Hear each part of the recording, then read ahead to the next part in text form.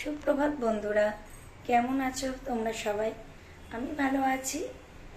আর আজকে ব্লগটা একদম সকাল থেকে শুরু করলাম। সারাদিন কি করি না করি তোমাদের সাথে অবশ্যই শেয়ার করব। এখন এখন আমি এতটাই সকাল থেকে ব্লগ করে দেখো, আমি এখনো দাঁত মাজিনি। এখন দাঁত মাজবো। বাসি নাইটিটা ছেড়ে নিয়েছে, বাসি যেটা করার আছে সেটা করে নিয়েছে, বাসি কাজবাজ দিয়ে এখন দাঁতটা মেজে একেবারে সকাল সকাল চলে যাব রান্নাঘরে। মা জামা কাপড় তুলে রেখে দিয়ে গেছে, এগুলিকে ভাঁজ করে নিই একটা একটা করে দিয়ে তারপরে কাজগুলি স্টেপ বাই স্টেপ। এই ঘরের বিছানাটা ঝেড়ে নিয়েছি, ঝেড়ে পরিষ্কার করে নিয়েছি। এই যে জামা কাপড়গুলি ভাঁজ করা কমপ্লিট হয়ে গেছে। এখন যাব ওই ঘরটাকে, মানে ওই ঘরটার বাসি বিছানা পত্র তুলে সবটা কমপ্লিট করে দিয়ে তারপরে কিচেনে ঢুকবো। বাসি বিছানাটা এটাকে পুরো পরিষ্কার করে নেই। দাঁড়া, পরিষ্কার টরিষ্কার করে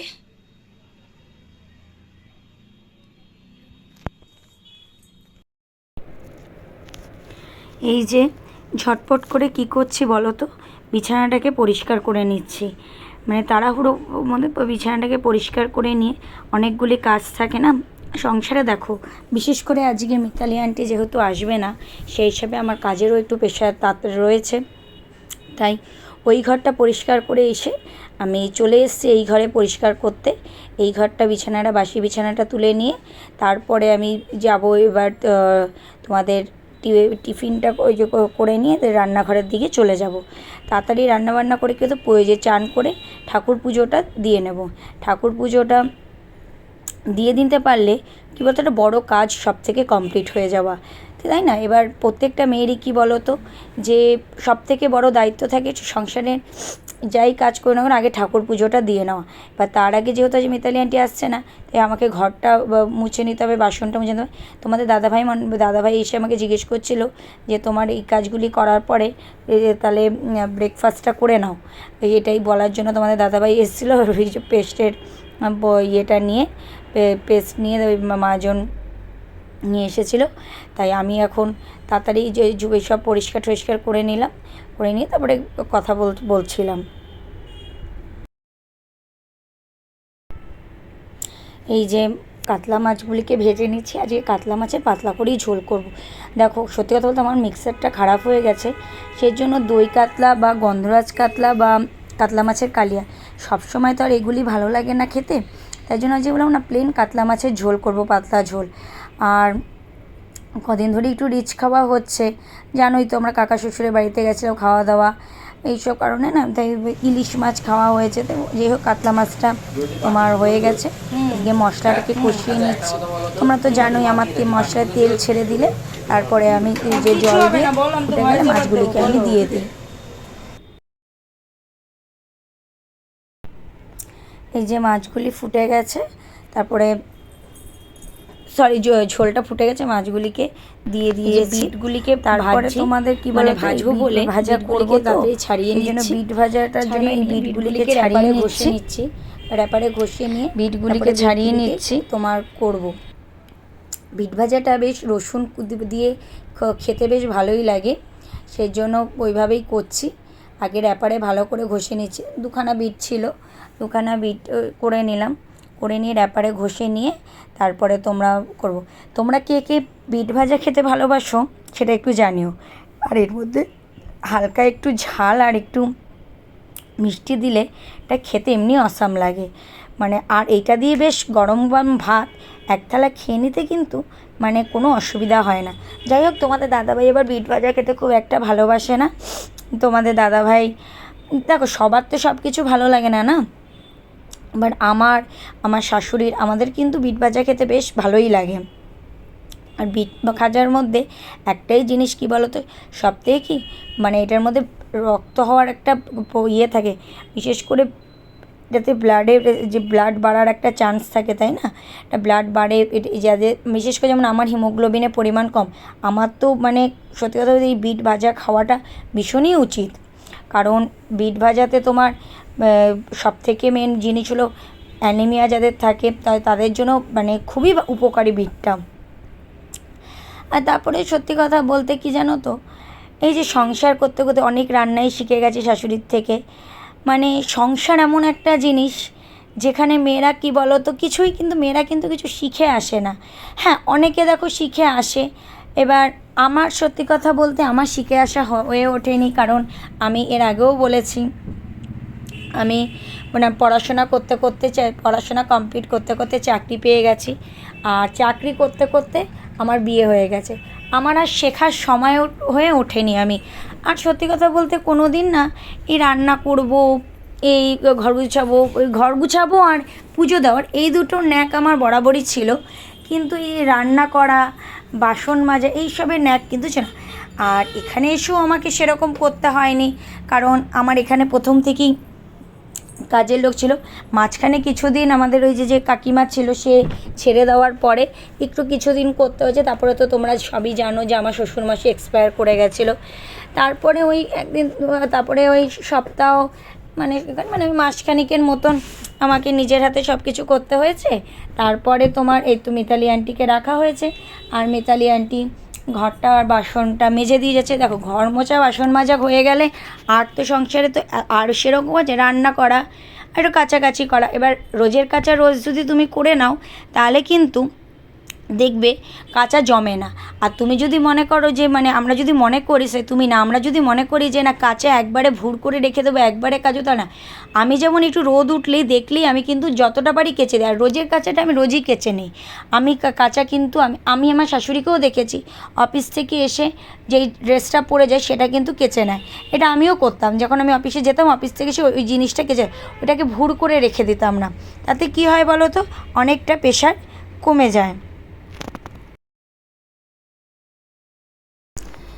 এই যে দেখো, বিট ভাজাটা করতে করতে আমি এর মধ্যে চিনি, নুন এগুলি সব অ্যাড করে নিচ্ছি, বুঝতে পেরেছো তো? এইগুলি অ্যাড করছি, এটা বেশ ভালো লাগে করতে। এই গল্পটাই তোমাদের সাথে করছিলাম যে কাজ ভুর করে রাখলেই কিন্তু কাজ মানে যত কাজ জমাবে। আমি যেমন রান্না করতে করতে একটা যে বাসন হচ্ছে, এখন নয়, আমাদের মিতালি আন্টি রয়েছে, যখন মাঝখানে ছিল না, আমি কী করতাম, রান্না করতে করতে একটা করে বাসন হলো, আমি একটাই মেজে রেখে দিলাম। আমার নয় বেসিন ভুর করে রেখে দাও, এই জিনিসটা আমার ঠিক ভালো লাগে না। মনে হয় কি বলো তো, নিজেরই যেন একটা মানে গিল্টি ফিল লাগে। আমি সেজন্য কী করি, ঝটপট করে যখনই তোমার একটা বাসন হলো মুছে এই যে ঝট করে মেজে নিলাম। তাতে কি হয় বলো তো, এতে কাজটাও তাড়াতাড়ি হয় এবং নিজেরও তোমার বেশ ওই যে ভালো লাগে। কারণ আমার একটু সময় লাগে পুজো করতে, তোমরা আমার পুজো করা তো দেখেইছো যে আমার একটু সময় লাগে ওই পুজোটা করতে, আর পুজোটা আমি একটু সময় নিয়ে করি। এই যে গ্যাস টেবিলটা পুরো পরিষ্কার করে মুছে নিয়েছি, বেসিন টেসিন সব ধোয়া হয়ে গেছে। এখানে যেই কাপড়গুলো এগুলি পেতে দিয়েছি, এই যে ঝাড় দিয়ে নিচ্ছি, এই কারণ বললাম তো আজকে আন্টি আসেনি, সেই জন্য ঘর দুয়ার তাড়াতাড়ি ঝাড় দিয়ে নিচ্ছি, কারণ কাজ কমপ্লিট করে আবার চান করে ঠাকুর পুজোটা করে নেব। তাতে কি হবে, আমার নিজেরও এই যে সময়টা এই যে কম লাগবে, আর নিজেরও সব কিছু হয়ে গিয়ে দেখো কাজ হয়ে যাওয়ার পরে তুমি 10 মিনিট বসে থাকলেও কোনো ব্যাপার না, নিজের কাছে নিজের কোনো প্রবলেম হয় না। কিন্তু ওই কাজ হাতে নিয়ে বসে থাকলে না, নিজেরই তখন মন ওই যে ইয়েটা ভালো লাগে না, যে তোর হাতে এত কাজ রয়েছে কি করব। কিন্তু কাজ কমপ্লিট হয়ে গেলে দেখবে বেশ নিজের কাছে নিজের একটা মানে পরিষ্কার বেশ ভাব চলে আসে। এই যে দেখো, আবার এই বড় ঘরটা করে এসে ওই ছোটো ঘর না আমার ঘরটা আমি তাড়াতাড়ি করে ঝাড়টা দিয়ে নিচ্ছে। এবার তোমাদের দাদাভাইয়ের সাথে কী যেন কথা বলছে, আমার ঠিক খেয়াল নেই, কোনো একটা কথাটাতেই বলছিলাম। যাই হোক, এগুলি করছিলাম, এগুলি করতে করতে ঝটপট করে নিয়েছি। এই যে দেখো, এখন ঘর মুছে নিচ্ছি। তোমার ঘর ঝাড় দেওয়া তো হয়ে গেছে, ঘরটা মুছে নেই, ঘরটা মুছে টুছে নিয়ে তারপরে এই যে জিনিসগুলো এখন সবথেকে মজার জিনিস হয়ে গেছে, এই লাঠিগুলি হওয়াতে অনেক সুবিধা হয়েছে। নাহলে বসে বসে ঘর মুছে, যাই হোক যাও আমাদের সত্যি কথা বলতে মিতালি আন্টি বসেই ঘর মোছে গো, এই লাঠিগুলি হওয়াতে অনেক সুবিধা হয়ে গেছে। এই যে ছোটো ঘরটা মুছে এসে এই বড় ঘরটাকে মুছে নিচ্ছি, কারণ ঘরে একবারে এই লাঠিগুলি থাকলে কী হয় সুবিধা বলো তো, এই খাটের তলে যেগুলি তোমার হাত দিয়ে মোছা, যেমন বিশেষ করে যেমন আমার ঘরের যেটা বক্স খাট, ওখানে তুমি তো হাত ঢুকিয়ে কতটা আর মুছতে পারবে, কিন্তু এই লাঠিগুলি থাকলে কী হয় অনেকটা পরিষ্কার করে মোছা যায়, তাই না? এই যে ঘর মুছে নিচ্ছি, এই ঘর দুয়ার মুছে নিয়ে অনেক কাজ, সংসারের কাজ তোমার কিছুতেই তো আমাদের শেষ হয় না, তাই না? সংসার এমন এক জিনিস যেখানে তোমার অবিরাম চলতেই থাকো, যার কোনো শেষ নেই। ঠিক বললাম তো? এই যে পুজো দিতে চলে এসেছি, পুজোটা দেব, পুজো দিতে এই যে বললাম না, কাজ শেষ করার পরে চান করে পুজোটা দিতে পারলে অনেকটা নিশ্চিন্ত হওয়া যায়। পুজোটা দিয়ে নিয়ে কালকে বিপত্তারিণীর পুজো ছিল এবং মঙ্গলবার, আমি তো এবছর বিপত্তারিণীর পুজো করতে পারিনি, সেই কারণে তোমার ওই যে আমার মা করেছিল। আমি 2017 সাল থেকে বিপত্তারিণীর পুজো করি, টানা 7 বছর করেছি। এবছর যেহেতু শ্বশুরমশাই মারা গেছে, সেই কারণে বিপত্তারিণী পুজো করতে পারিনি, তাই মা করেছে। এটা মায়ের উদ্দেশ্যেই করেছি। আমার মায়ের যখন সেরিব্রাল অ্যাটাক হয়েছিল সেই সময় থেকে আমি এটা করেছিলাম, আর আমার এটা বিশ্বাস মা এই পুজোটা করে আসার পরেই মা সুস্থ হয়ে ফিরেছে। যাই হোক, মানুষের বিশ্বাসের ওপর তো হাত নেই কারোর, সেই জন্যই বললাম। এবার আমি এখন ওই পুজো করে আমি আরতি করছি, আরতি কমপ্লিট করে তারপরে তো আমার চাই যে তারপরে খাওয়া দাওয়া করে নেব, যে খাওয়া দাওয়া কমপ্লিট করে নেব।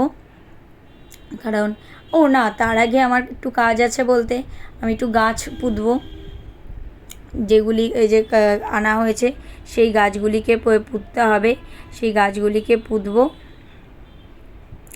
এগুলো আনা হয়েছিল সেই গাছগুলিকে এখন পুঁতে দেবো, মানে যেটা একটাই পুঁতে দিচ্ছি। আর বিশেষ করে কাঞ্চন ফুলের যে বীজগুলি, ওগুলিকে তোমার পুঁতবো, আর এই যে পুঁতে দিলাম, না দিলে তোমার হবে না, ওই জন্য ওগুলি পুঁতলাম। আর এখন এই যে এইটা এখানে গুরুদেবের এখানেও আরতি করে নিচ্ছি, গুরুদেবের এখানে আরতি করে নিয়ে ব্যাস তারপরে তোমার ঠাকুর প্রণাম সেরে আমি চলে যাব সব ঘরে ধূপ দেখাতে। বিশেষ করে এখন তোমার শ্বশুরমশাইকেও দেখাতে হয়। খুব প্যাথেটিক লাগে জিনিসগুলি, যেই মানুষটার সাথে যে 1.5 বছর কাটিয়েছে সেই মানুষটাকে এখন ধূপ ধুনো দেখাতে হয়। এটা সত্যি একটা প্যাথেটিক লাগে, তাই না? ঝগড়া, অশান্তি, মান অভিমান সবার মধ্যেই থাকে, কিন্তু তবুও ভালোবেসে আমি বাবা করে ডাকতাম, সেও আমাকে পাটকাঠি বলে ডাকতো। যাই হোক, এখন এগুলি সবই এখন অতীত হয়ে গেছে, আর এখন এগুলি সবই স্মৃতির খাতায় চলে গেছে। এগুলিকে তো স্মৃতি ছাড়া কিছু বলা যাবে না। যাই হোক, এটাই বলবো, সেই মানুষটা যেখানেই থাকুক ভালো থাকুক, তার আত্মার শান্তি কামনাই করব, এটাই তো আমার কাছে প্রার্থনা। আর এই খাওয়া দাওয়া কমপ্লিট হয়ে গেছে, খাওয়া দাওয়া কমপ্লিট করে এই এখন একটু রেস্ট নিতে এসেছি। রেস্ট বলতে তো তোমার ওই যে রেস্টটা সেরকম কিছুই না, একটু বসে একটু ওয়েব সিরিজ দেখবো। তারপরে টিভিতে একটা মুভি চলছিল পাওয়ার, সেই পাওয়ার মুভিটা দেখবো, ব্যাস এইটুকুই ছিল।